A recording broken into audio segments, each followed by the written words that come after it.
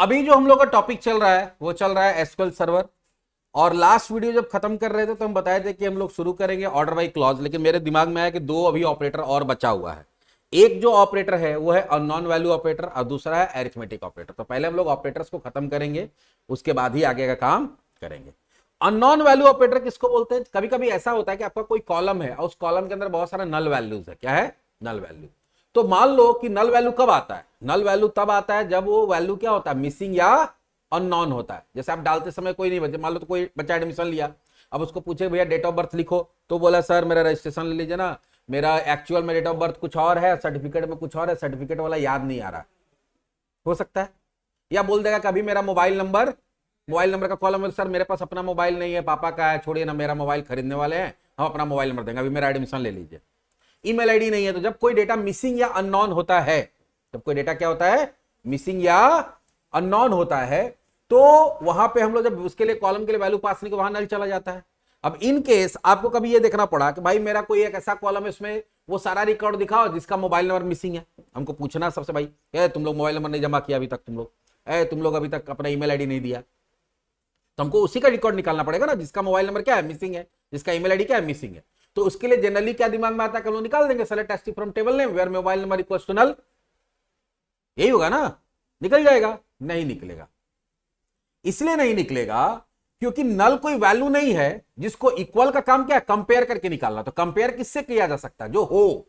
जो है ही नहीं उससे कंपेयर किया जा सकता है? नहीं किया जा सकता है। चाहे वो बड़ा छोटा इक्वल किसी चीज के लिए कंपेयर नहीं किया जा सकता है। जैसे मान लो कि तुम जॉब में नहीं हो और तुमसे कोई पूछता है हमको मेरा जॉब लगा है, मेरा इतना सैलरी है, तुम बताओ तो हमसे तुम्हारा ज्यादा ही कम है, तो बोलेगा हमारा तो जॉबे नहीं है, मोए मोए।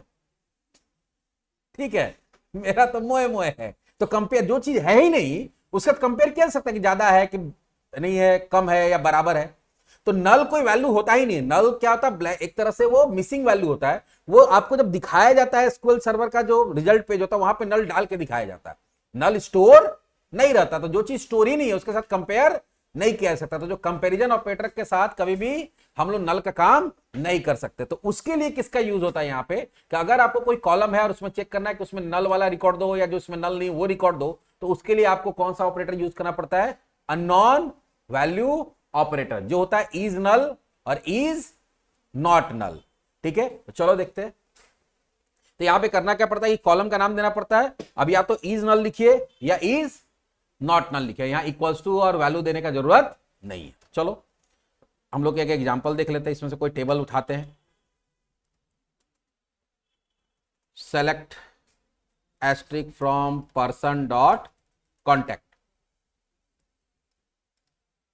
ह्यूमन रिसोर्स डॉट कॉन्टैक्ट है क्या?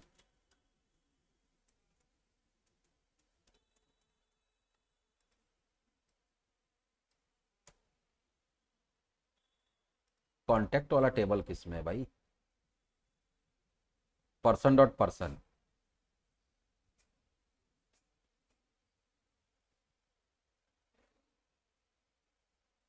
अच्छा कॉन्टैक्ट नहीं, एड्रेस है, sorry. Person dot person dot address है। हाँ ईमेल एड्रेस है और क्या है? पर्सन डॉट एड्रेस है, पर्सन डॉट एड्रेस।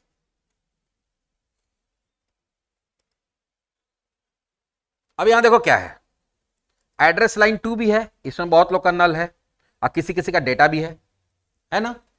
तो किसी का डेटा है और किसी का क्या है? नल है।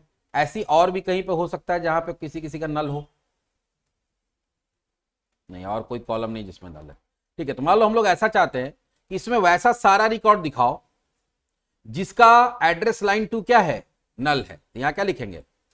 वेयर, अभी देखो कितना रिकॉर्ड आ रहा, 19,614 है। ठीक है, यहां दिख रहा है नीचे में। अब देंगे ये वेयर, कॉलम का नाम क्या है? Address line 2 is null. तो नल वाला कितना 19,000 में? 19,614 में 19,252, जिसका एड्रेस लाइन 2 नहीं है, लगभग 400 के आसपास में, बाकी का है ही नहीं। इसी तरह से ह्यूमन रिसोर्स एम्प्लॉय में देखते हैं कोई कॉलम जिसमें नल हो। जैसे ऑर्गेनाइजेशन नोड है ना, किसी किसी का क्या है उसमें? नल, एक का तो नल दिखा था। और भी है।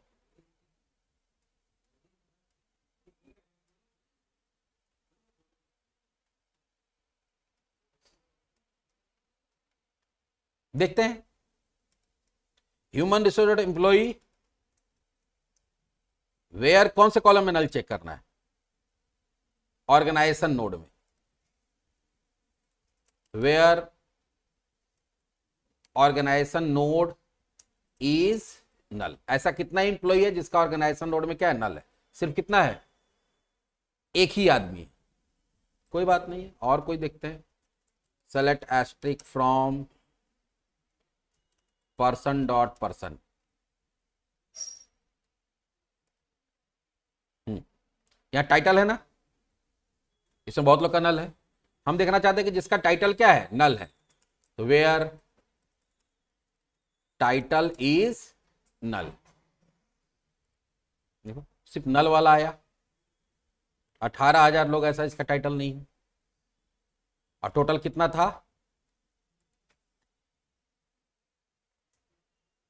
19,900, मैंने 20,000 का लगभग, उसमें 18,000 का टाइटल है ही नहीं। और इसी में अगर तुम कर दोगे इज नॉट नल, तो क्या करेगा? वैसे लोग का दिखाएगा जिसका टाइटल में नल नहीं है। ये 1,000 लोग है जिसका टाइटल में कोई ना कोई वैल्यू है, उसमें नल नहीं है। तो अगर मिसिंग वैल्यू वाला कभी भी चेक करना पड़ेगा, जैसे बोले कि फोन नंबर नहीं उसका निकालिए, तो select asterisk from student where mobile number is null, where email ID is null, या अगर ऐसा जिसका है उसका लिस्ट निकालिए, तो वहां क्या दे देंगे? Is not null. सिंपल है। इसी तरह से ये तो एक ऑपरेटर हो गया, तो ये भी वेयर क्लॉज के साथ यूज होता है। तो ये भी हमारा कहां होगा? वेयर। तो वेयर के साथ क्या क्या देखे? कंपैरिजन या रिलेशनल ऑपरेटर यूज कर सकते हैं। वेयर क्लॉज के साथ हम लोग रेंज ऑपरेटर यूज कर सकते हैं। वेयर क्लॉज के साथ हम लोग लिस्ट ऑपरेटर यूज कर सकते हैं। वेयर क्लॉज के साथ हम लोग स्ट्रिंग ऑपरेटर या जिसको पैटर्न ऑपरेटर बोलते हैं उसको यूज कर सकते हैं, या अननोन वैल्यू ऑपरेटर का यूज कर सकते हैं। एक और भी ऑपरेटर है जिसको वेयर के साथ यूज नहीं करना होता है, लेकिन इसका यूज होता है, वो होता है अरिथमेटिक ऑपरेटर। प्रोग्रामिंग में भी आप लोग पढ़ेंगे arithmetic operator, plus minus divide multiply और मॉडुलस। प्लस का यूज करके जोड़ते हैं, माइनस का यूज करके क्या करते हैं? सब्ट्रैक्ट करते हैं, मल्टीप्लाई से मल्टीप्लाई, डिवाइड से डिवाइड, मॉडुलस से रिमाइंडर निकालते हैं। यहां पे क्या किसका जरूरत पड़ेगा? मान लो तुम्हारे पास दो कॉलम का वैल्यू है, अब दो कॉलम के वैल्यू को के साथ कोई कैलकुलेशन करके कोई नया वैल्यू बनाना है, तो वहां पे इसका यूज कर सकते हैं। या मान लो तुमको डिस्काउंट देना, मान लो वहां पे प्राइस डाला हुआ है, अब तुमको वहां पे डिस्काउंटेड प्राइस दिखाना, तुम्हारा कंपनी डिसाइड किया कि हर प्रोडक्ट पर 50 रुपए का डिस्काउंट होगा, तो एक ओरिजिनल प्राइस और 50 रुपए माइनस करके बगल में आप दिखाना चाहते हैं, तो वहां पे हम लोग क्या करना पड़ेगा? कॉलम के वैल्यू के साथ कोई कैलकुलेशन करना होगा, तो हम लोग किसका यूज कर सकते हैं? अरिथमेटिक ऑपरेटर का। जैसे दिखाते हैं, मेरे पास एक टेबल है order details, select asterisk from sales dot order detail आया। अब यहां पे तुम देखोगे यूनिट प्राइस है ना, अब कोई बोला कि इसमें 50 रुपए का डिस्काउंट देना आपको, तो आप यहां पे मालूम क्या करेंगे? पहले हम लोग सारा कॉलम ना निकाल के यहां पे हम लोग निकालते पहले यूनिट प्राइस, कॉमा, और यहां पे मालूम करेंगे यूनिट प्राइस माइनस 50। ये एक नया कॉलम बना देगा, जब भी कैलकुलेशन करते तो एक नया कॉलम बनाता है, और उसमें देखो 50 रुपए माइनस करके देगा। क्या दिखा रहा है? देखो 2024 था तो यहाँ क्या दिखा रहा है? 1974। 2024 तो 1974 आ रहा है, 2039 तो 11। अब यहाँ कॉलम का नाम नहीं आ रहा है, तुम चाहते हो क्या कि नहीं कॉलम का नाम आ जाए, तो हम लोग यहाँ पे क्या कर सकते हैं? लिटरल यूज कर सकते, पढ़े थे ना, एज डिस्काउंटेड प्राइस, या फिर डिस्काउंटेड प्राइस इक्वल्स टू करके दे सकते हैं। तो कॉलम का हेडिंग चेंज करने के लिए हम बताए थे कि आप लिटरल्स यूज कर सकते हैं।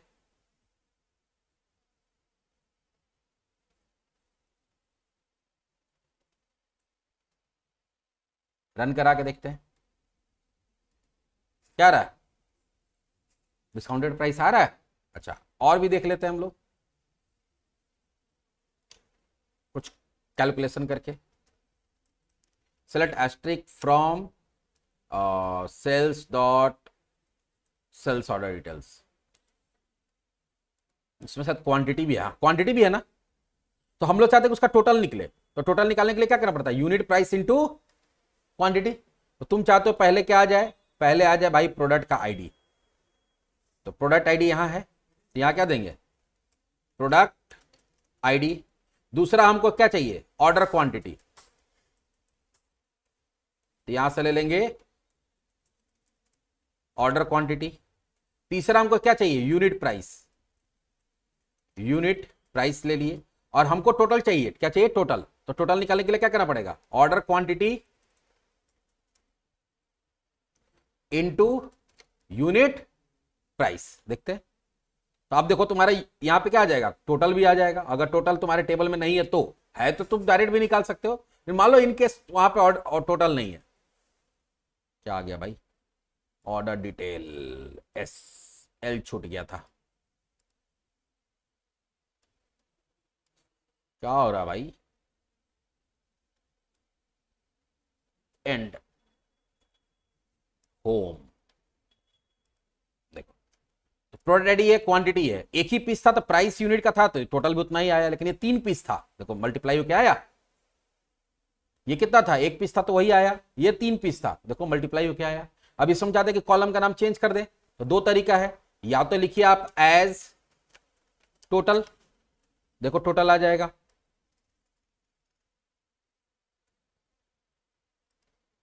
आया। या दूसरा तरीका क्या बताए थे कॉलम का नाम चेंज करने के लिए, एज हटा देंगे और टोटल इक्वल्स टू कर देंगे।